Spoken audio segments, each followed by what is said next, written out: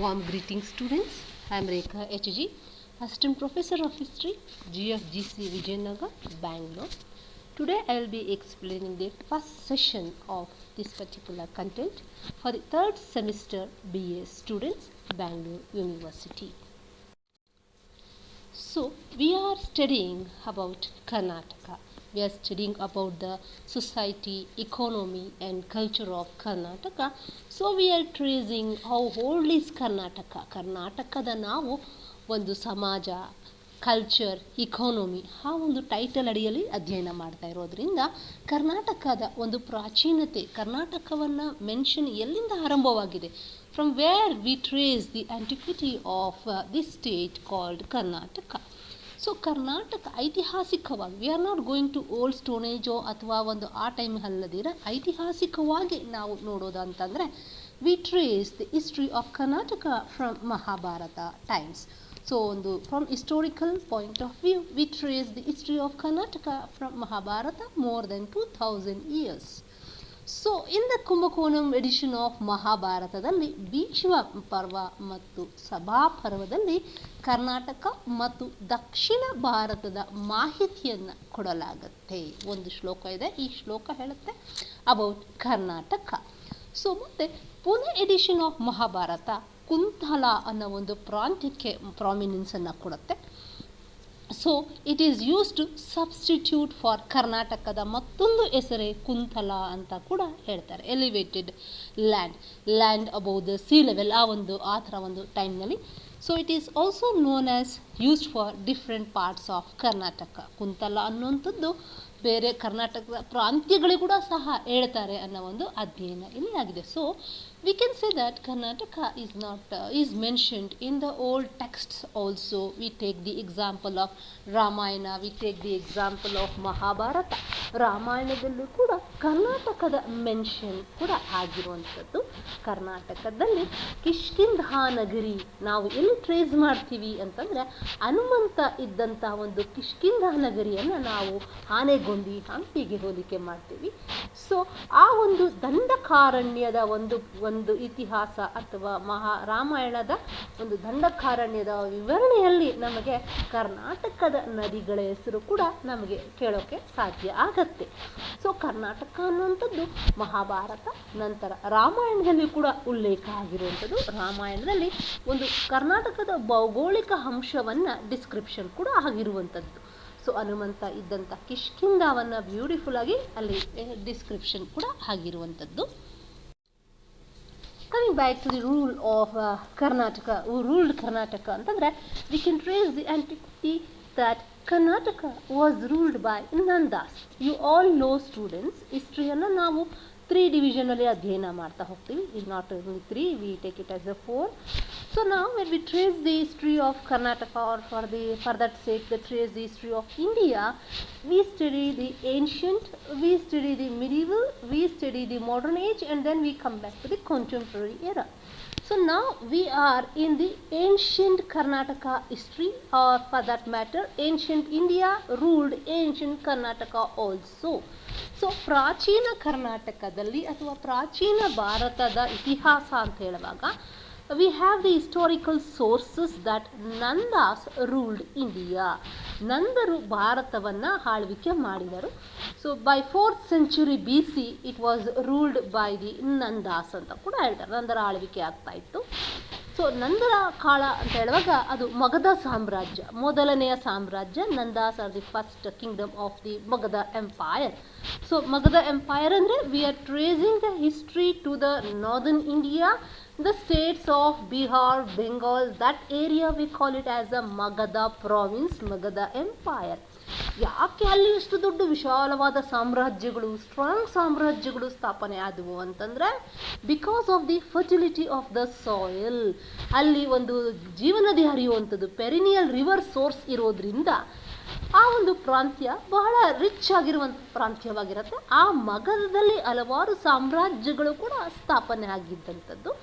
ಮೊದಲಿಗೆ ನಂದರ ಆಳ್ವಿಕೆ, ಮಹಾಪದ್ಮನಂದ ಆಗಬಹುದು, ಧನನಂದ ಆಗಬಹುದು, ಆ ಒಂದು ಟೈಮ್ನಲ್ಲಿ ಯಾರು ಕರ್ನಾಟಕವನ್ನು ಆಳ್ವಿಕೆ ಮಾಡ್ತಿದ್ರು ಅಂತ ಚೆಕ್ ಮಾಡ್ತಾ ಹೋದಾಗ ನಮಗೆ ಮಾಹಿತಿ ಸಿಕ್ಕಿದೆ. ಕರ್ನಾಟಕದ ಒಂದು ಶಾಸನ. ಸೊ ಶೃಂಗಾರಿರಾಜ ಪುರಾಣ ಅನ್ನೋ ಒಂದು ಶಾಸನದಲ್ಲಿ ನಮಗೆ ಅಥವಾ ಒಂದು ಗ್ರಂಥದಲ್ಲಿ ನಮಗೆ ಸಿಕ್ಕಿರುವಂಥ ಒಂದು ಮಾಹಿತಿ ಏನು ಅಂತಂದರೆ, ಪಟ್ಟದ ಕಲ್ಲು ಎಂಬ ಪ್ರಾಂತ್ಯದ ಬಗ್ಗೆ ನಮಗೆ ಮಾಹಿತಿ ಸಿಕ್ಕಿರುವುದು ಅಂತಂದರೆ, so we can take for granted that Nandas ruled in ಕರ್ನಾಟಕವನ್ನು ನಂದರು ಅಧ್ಯಯನ ಮಾಡಿದ್ರು. ಬಟ್ ಎ ಸ್ಟ್ರಾಂಗ್ ಸೋರ್ಸ್ ಆಗಿ ನಮಗೆ ಈ ಮಾಹಿತಿ, ಇನ್ನು ಹೆಚ್ಚಿನ ಮಾಹಿತಿ ನಮಗೆ ಸಿಕ್ಕಿಲ್ಲ. ನಂದರು ನಮ್ಮ ಕರ್ನಾಟಕವನ್ನು ಆಳಿದರು ಅನ್ನೋದು ಡೈರೆಕ್ಟಾಗಿ ನಮಗೆ ಮಾಹಿತಿ ಸಿಕ್ಕಿಲ್ಲ. ಬಟ್ ಶಾಸನದಲ್ಲಿ ಈ ಪದ ಉಲ್ಲೇಖ ಆಗಿದೆ ಅಂತ ಮಾತ್ರ ನಮಗೆಲ್ಲರಿಗೂ ತಿಳಿದಂಥದ್ದು. So we can consider that Nandas ruled Karnataka. ನಮ್ಮ ಒಂದು ಕರ್ನಾಟಕ ಟಚ್ಚಲ್ಲಿ ಅವರಿಗೆ ಇತ್ತು ಅನ್ನೋದನ್ನು ವಿ ಕ್ಯಾನ್ ಬಿಲೀವ್. ನಂತರದ ಕಾಲ ಅಂತಂದರೆ ಇಟ್ ಈಸ್ ದಿ ಮೌರ್ಯರ ಕಾಲ. So after the downfall of the Nanda dynasty, the other dynasty which was established in India is the Mauryan empire. So who founded this Mauryan empire? ಈ ಸಾಮ್ರಾಜ್ಯ ಯಾರು ಸ್ಥಾಪಿಸಿದ್ರು ನಿಮಗೆಲ್ಲ ಗೊತ್ತು, ಚಂದ್ರಗುಪ್ತ ಮೌರ್ಯ. ಅವನಿಗೆ ಸಿಕ್ಕಂಥ ಮಾರಲ್ ಸಪೋರ್ಟ್ ಯಾರನಿಂದ ಅಂತಂದರೆ ಕೌಟಿಲ್ಯ ಅಥವಾ Chanakya. So this information you all know. So when we say Mauryan empire, Maurya ಸಾಮ್ರಾಜ್ಯ ಅಂತ ಹೇಳುವಾಗ ಹೌ ಬಿಗ್ ವಾಸ್ ಇಟ್ ಅಂತ ಹೇಳುವಾಗ, it is truly called Indian subcontinent. ಆ ಪದಕ್ಕೆ ಅರ್ಥ ಇಲ್ಲಿ ಸಿಗುವಂಥದ್ದು ಅಂತ ಹೇಳ್ಬೋದು. ಸೊ ಮೌರ್ಯರ ಸಾಮ್ರಾಜ್ಯ ಅಫ್ಘಾನಿಸ್ತಾನ್ ಇಂದ ಹಿಡಿದು Balochistan, Pakistan, India, Bangladesh, all these province ಅಂತ ನಾವು ಏನು ಕರಿತೀವಿ, they were all part of Indian empire or Mauryan empire. So ಒಂದು ದೇಶ ಅನ್ನೋದಕ್ಕಿಂತ 5-6 ರಾಷ್ಟ್ರಗಳು ಸೇರಿ ಒಂದು ಸಾಮ್ರಾಜ್ಯವಾಗಿರುತ್ತೆ. ಅಷ್ಟು ವಿಶಾಲವಾದ ಸಾಮ್ರಾಜ್ಯ. ಉತ್ತರ ಭಾರತದಲ್ಲಿ ಆ ಪ್ರಾಂತ್ಯಗಳನ್ನು ಅವರು ಆಳ್ವಿಕೆ ಮಾಡೋದು ಅವರಿಗೆ it is not so easy task ಅಂತೂ ಖಂಡಿತ ಇರಲಿಲ್ಲ. ಸೊ ನಮಗೆ ಏನು ಅರ್ಥ ಆಗಲ್ಲ ಅಂತಂದರೆ, ಇತಿಹಾಸಕಾರರು ಹೇಳ್ತಾರೆ, ದಿ ಗ್ರೇಟ್ ಹಿಸ್ಟೋರಿಯನ್ ಟೆಲ್ಸ್, ನಮಗೆ ನಿಜವಾಗ್ಲೂ ಮೌರ್ಯರು ಕರ್ನಾಟಕ ಆಳಿದ್ರೋ ಇಲ್ವೋ ನಮಗೆ ಕರೆಕ್ಟಾಗಿ ನಮಗೆ ಗೊತ್ತಿಲ್ಲ. ಬಟ್ ಏನು ಹೇಳ್ಬೋದು ಅಂದರೆ, ನಂತರ ಮೌರ್ಯರು ಉತ್ತರ ಭಾರತವನ್ನು ರೂಲ್ ಮಾಡಿ ದಕ್ಷಿಣ ಭಾರತದ ಗಡಿಯನ್ನು ವಿಸ್ತರಿಸಿರಬಹುದು ಅನ್ನೋ ಒಂದು ಮಾಹಿತಿಯನ್ನು ಅವರು ನಮಗೆ ಹೇಳ್ತಾರೆ. ಸೊ ಇಷ್ಟು ವಿಶಾಲವಾದ ಸಾಮ್ರಾಜ್ಯ ಚಂದ್ರಗುಪ್ತ ಮೌರ್ಯನ ಸಾಮ್ರಾಜ್ಯವಾಗಿರುತ್ತೆ. What we call Kandahar was one time part of India. It was known as Gandhara ಅಂತ ಕೂಡ ಕರೀತಾ ಇರ್ತಾರೆ. ಸೊ ಇಷ್ಟು ವಿಶಾಲವಾಗಿದೆ ಸಾಮ್ರಾಜ್ಯ. ಸೊ ವಿಶಾಲವಾದ ಸಾಮ್ರಾಜ್ಯ ದಕ್ಷಿಣದ ಎಲ್ಲಿವರೆಗೂ ಬಂದಿತ್ತು ಅಂತಂದರೆ, ದಕ್ಷಿಣದ ಒಂದು ಬ್ರಹ್ಮಗಿರಿ, ಮೈಸೂರು ಕೂಡ ಅವರ ಗಡಿ ಆಗಿರುತ್ತೆ. ಈ ಮಾಹಿತಿ ನಮಗೆ ಎಲ್ಲಿ ಸಿಕ್ಕಿದೆ? ಯಾವ ಗ್ರಂಥದಲ್ಲೂ ಸಿಕ್ಕಿರೋದಿಲ್ಲ. ನಮಗೆ ಸಿಕ್ಕಂಥ ಮಾಹಿತಿ, we get this information through a source of inscription. ಶಾಸನಗಳಲ್ಲಿ ಈ ಮಾಹಿತಿ ನಮಗೆ ಸಿಗತ್ತೆ. So one other information, as you all know, Chandragupta Maurya will leave his kingdom to his son and he will come back to South India. ತಾನು ದಕ್ಷಿಣ ಭಾರತಕ್ಕೆ ಬರ್ತಾನೆ. So ನಂತರ ಆ ಸಾಮ್ರಾಜ್ಯವನ್ನು who takes the care of this particular kingdom, meaning it is left to his son, it is Bindusara. ಬಿಂದುಸಾರನಿಗೆ ಆ ಒಂದು ಪ್ರಾವಿನ್ಸನ್ನು ನೋಡ್ಕೊಳ್ಳೋ ಒಂದು ಜವಾಬ್ದಾರಿ ಕೂಡ ಇರುತ್ತೆ. So Chandragupta Maurya, Bindusara conquered south, ಅಥವಾ ಚಂದ್ರಗುಪ್ತ ದಕ್ಷಿಣ ಭಾರತ ಆಳ್ವಿಕೆ ಮಾಡಿದ್ನೋ ಅಥವಾ ಬಿಂದುಸಾರ ಮಾಡಿದ್ನೋ ಅಶೋಕ ಮಾಡಿದ್ನೋ, we are not very particular. We only know that this south India, this Karnataka formed the boundary of, we call it as a Mauryan empire. ಎಲ್ಲಿ ನಮಗೆ ಮಾಹಿತಿ ಸಿಗುತ್ತೆ ಅಂತಂದರೆ ಅಶೋಕನ ಶಾಸನಗಳು. We get the information that Karnataka was the southern boundary of India through the Ashokan edicts which are also found in Karnataka.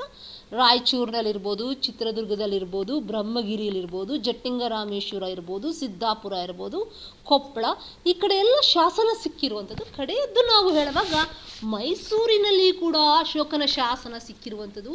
V call it as a Brahmagiri ಅಂತಂದರೆ ಅಲ್ಲಿವರೆಗೂ ಅವನ ಸಾಮ್ರಾಜ್ಯದ ಗಡಿ ಇರಬಹುದು. ಇಟ್ ಆಸ್ ರಿಚ್ ಕರ್ನಾಟಕ ಅಂತ ಕೂಡ ಹೇಳ್ತೀವಿ. ಸೊ ಚಂದ್ರಗುಪ್ತ ಮೌರ್ಯನ ಕಾಲದಲ್ಲಿ, after him, during the time of Ashoka, Karnataka formed the boundary of the Mauryan Empire. It is not only that much, still we have to say, in coming back, ಕರ್ನಾಟಕದ ಬಗ್ಗೆ ನಮಗೆ ಸಿಕ್ಕುವಂಥದ್ದು ಜೈನರ ಒಂದು ಸಾಹಿತ್ಯದಲ್ಲಿ we get the information about the Karnataka ruled by the Mauryas through the Jaina literature or mentioning Karnataka in what you call sources of Chandragupta Maurya. There was a belief in the Jainas believed that Chandragupta Maurya spent his last days at ಶ್ರವಣಬೆಳಗೊಳದಲ್ಲಿ Chandragupta ಮೌರ್ಯರು ತಮ್ಮ ಕೊನೆಯ ದಿನಗಳನ್ನು ಕಳೆದರು ಅನ್ನೋ ಮಾಹಿತಿ ಕೂಡ ಅವರು ಉಲ್ಲೇಖ ಮಾಡಿಕೊಂಡಿದ್ದಾರೆ. ಯಾವ ರೀತಿ ಅಂತಂದರೆ ಭದ್ರಬಾಹು ಅನ್ನೋರು ಧರ್ಮಗುರು ಆಗಿರ್ತಾರೆ ಫಾರ್ ಚಂದ್ರಗುಪ್ತ ಮೌರ್ಯ. ಈ was what you called is religious what you called guru. Chandragupta Maurya Kautilya is different. ಇಲ್ಲಿ ಭದ್ರಬಾಹು ಒಂದು ಧಾರ್ಮಿಕ ವಿಚಾರಕ್ಕೆ ಗುರು ಆಗಿರ್ತಾರೆ. ಭದ್ರಬಾಹು ಪ್ರಿಡಿಕ್ಟ್ ಮಾಡ್ತಾರೆ 12 ವರ್ಷಗಳ ಕಾಲದಲ್ಲಿ ಕ್ಷಾಮ ಎದುರಾಗತ್ತೆ ಆ ಒಂದು ಏರಿಯಾನಲ್ಲಿ ಅಥವಾ ಇನ್ ದಟ್ ಕಿಂಗ್ಡಮ್. ಈ ಪ್ರಿಡಿಕ್ಟ್ಸ್ that 12 years there may be famine, drought in the Mauryan empire in the northern part of India.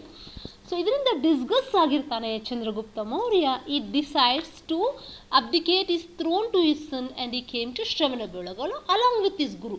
ತನ್ನ ಗುರುವಿನ ಒಂದು ಜೊತೆಯಲ್ಲಿ ಕರ್ನಾಟಕಕ್ಕೆ Chandragupta Maurya comes down to Karnataka.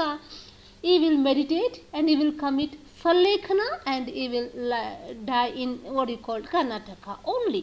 ಕರ್ನಾಟಕಕ್ಕೆ ಬಂದು ಸಲ್ಲೇಖನ ವ್ರತ ಅಂದರೆ ಊಟವನ್ನು ತ್ಯಜಿಸಿ ದೇವರನ್ನು ಧ್ಯಾನ ಮಾಡೋ ಒಂದು ಅರ್ಥದಲ್ಲಿ, ತನ್ನ ಜೀವವನ್ನು ದೇವರಿಗೆ ಕೊಡುವಂಥ ಒಂದು ಅರ್ಥದಲ್ಲಿ ಇಟ್ ಈಸ್ ಕಾಲ್ಡ್ ಸಲ್ಲೇಖನ ವ್ರತ. Means giving up the life through fasting, not eating anything. So after the death of Chandragupta Maurya and the kingdom is continued by Ashoka in northern India. ಉತ್ತರ ಭಾರತದಲ್ಲಿ ಅವನ ಮಗ ಬಿಂದುಸಾರ ನಂತರ Ashoka will continue to rule the northern part of India. When Chandragupta Maurya came down to Karnataka or Shravanabelagola, ಅಲ್ಲಿ ಅವರು ಸಲ್ಲೇಖನ ವ್ರತ ಮಾಡಿದ ನಂತರ ಆ ಸಿದ್ಧಾಂತಗಳು, ಆ ಜೈನ ಸಿದ್ಧಾಂತಗಳನ್ನು ಈಸಿಲಿ ಕರ್ನಾಟಕ ಪೀಪಲ್ ಆಕ್ಸೆಪ್ಟ್ ಮಾಡ್ಕೊಳ್ತೀವಿ. The people of Karnataka will accept the tenets or the teachings of the Jaina faith. They will accept it. So after this particular what you call death of Chandragupta Maurya, there is a small kingdoms established in Karnataka. ಕರ್ನಾಟಕದಲ್ಲಿ ಕೂಡ ಹಲವು ಸಾಮ್ರಾಜ್ಯಗಳು ಸ್ಥಾಪನೆ ಆಗ್ತಾ ಹೋಗುತ್ತವೆ. It may be Satavahanas ಆಗ್ಬೋದು, ಗಂಗರ ಆಗ್ಬೋದು, ಅಥವಾ ಅದಕ್ಕಿಂತ ಮೊದಲು ಕದಂಬರ ಆಗಬಹುದು. So they all accept this faith, ಎಲ್ಲ ಆಕ್ಸೆಪ್ಟ್ ಮಾಡ್ಕೊಳ್ತಾರೆ. ಮತ್ತು ಗಂಗರ ಕಾಲದಲ್ಲಿ ಕೂಡ ದೇ ಆಕ್ಸೆಪ್ಟ್ ದ ಫೇತ್. ಅದನಂತರ ವಿ ಹ್ಯಾವ್ ಬಾದಾಮಿ ಚಾಲುಕ್ಯರಾಗ್ಬೋದು, ಹೊಯ್ಸಳರಾಗ್ಬೋದು, ರಾಷ್ಟ್ರಕೂಟರಾಗ್ಬೋದು. ಸೊ ಟಿಲ್ ಹೊಯ್ಸಳಾಸ್ ಈ ಧರ್ಮಕ್ಕೆ ಪ್ರಾಮುಖ್ಯತೆ ಹೆಚ್ಚು ಸಿಗುತ್ತೆ. ಅದನಂತರ ಆ ಒಂದು ಪ್ರಾಮುಖ್ಯತೆ ಕಡಿಮೆ ಆಗ್ತಾ ಹೋಗುತ್ತೆ. ಯಾವಾಗ ಅಂದರೆ ಹೊಯ್ಸಳರು ಶ್ರೀ ವೈಷ್ಣವ ಪಂಥಕ್ಕೆ ಮತಾಂತರಗೊಂಡಿದ್ದರಿಂದ ಸ್ವಲ್ಪ ಒಂದು limit comes down. Okay, then during the rule of Bindusara is a successor of Chandragupta Maurya. Mauryaru when he comes down, when Chandragupta Maurya dies in south, ಅದನ್ನು ಆಳ್ವಿಕೆ ಮಾಡ್ಕೊಂಡು ಹೋದವನು for 28 years it was Bindusara. So he maintained the kingdom inherited. ಅವನು ಏನನ್ನ ತಂದೆಯಿಂದ ಪಡ್ಕೊಂಡಿದ್ದನೋ ಅದನ್ನು ಹಾಗೆಯೇ ಅವನು continue ಮಾಡ್ತಾ ಹೋಗ್ತಾನೆ. he will not add any much addition is not made there. V.S. Smith ಹೇಳ್ತಾರೆ, ಇತಿಹಾಸಕಾರರು, is of the opinion that as his father had already conquered the north, Bindusara's victories were confined to south. ಅವನು ದಕ್ಷಿಣ ಭಾರತಕ್ಕೆ ಮಾತ್ರ ಅವನು ಗೆಲುವನ್ನು ಕಡಿತ ಮಾಡ್ಕೊಳ್ತಾನೆ. ಅಂದರೆ he is not waging big wars. So Taranath ಕೂಡ ಅದೇ ಹೇಳ್ತಾರೆ, ಬಿಂದುಸಾರ ಕಿಲ್ಡ್ ದ 12 provinces. ರಾಜರನ್ನು ಕೊಂದಿರ್ತಾನೆ ಬಿಂದುಸಾರ. ಅದರೊಳಗೆ there may be Coimbatore, Canara, southern peninsula, Madurai, Tinnevelly districts and part of Mysore and Coorg ಅನ್ನೋದು ಈ ಒಂದು ಇತಿಹಾಸಕಾರರು. ಇವರು ಬೌದ್ಧರು. ತಾರಾನಾಥನವರು ಬೌದ್ಧ ಇತಿಹಾಸಕಾರರು. ಬೌದ್ಧರು ಯಾವಾಗಲೂ 100 ಜನನ ಕೊಂದರು, 15 ಜನರನ್ನು ಕೊಂದರು. ಅಲ್ಲಿಂದ ಅವರಿಗೆ ದೆ ಬಿಕೇಮ್ ಗುಡ್ ಅನ್ನೋದು ಒಂದು ಮಾರಲ್ ಎಥಿಕ್ಸ್ ಕೂಡ ಇಟ್ಕೊಂಡು they speak. So that way we say that Karnataka was ruled by the Mauryas. Andre now when we trace back, Karnataka ruled, we get the information of Karnataka in Mahabharata, as I told you, Sabha Parva, Bhisma Parva, Kuntala, ee province namge sigutte. Coming up to Ramayana, we get a detailed version of Karnataka in that Kishkinda Yuddha Kanda ಅಥವಾ Kishkinda Kandadalli. We get the information in the Ramayana that the topography of Karnataka, land, vegetation, agriculture ಅನ್ನೋದಕ್ಕಿಂತ ಆ ಒಂದು ದಂಡಕಾರಣ್ಯವನ್ನು ವರ್ಣಿಸುವಾಗ ಕರ್ನಾಟಕವನ್ನು ಕೂಡ they give information about Karnataka, particularly Kishkinda, ಒಂದು ಆನೆಗುಂದಿ ಆ ಪ್ರಾಂತ್ಯದ ಬಗ್ಗೆ ಕೂಡ ನಮಗೆ ಮಾಹಿತಿ ಸಿಕ್ಕುವಂಥದ್ದು. So that way we can trace the history. So rule continues. ಅದು ಮೌರ್ಯರು, ನಂದರು ಕಂಟಿನ್ಯೂ ಆಗತ್ತೆ ರೂಲ್. ಅದ ನಂತರ ಕರ್ನಾಟಕದ ಸಾಮ್ರಾಜ್ಯಗಳು ಸ್ಥಾಪನೆ ಆದರೂ ಕೂಡ ಅವರು ಕೂಡ ಜೈನ ಪಂಥವನ್ನೇ ಕಂಟಿನ್ಯೂ ಮಾಡ್ತಾ ಹೋಗ್ತಾರೆ. Okay students, thank you.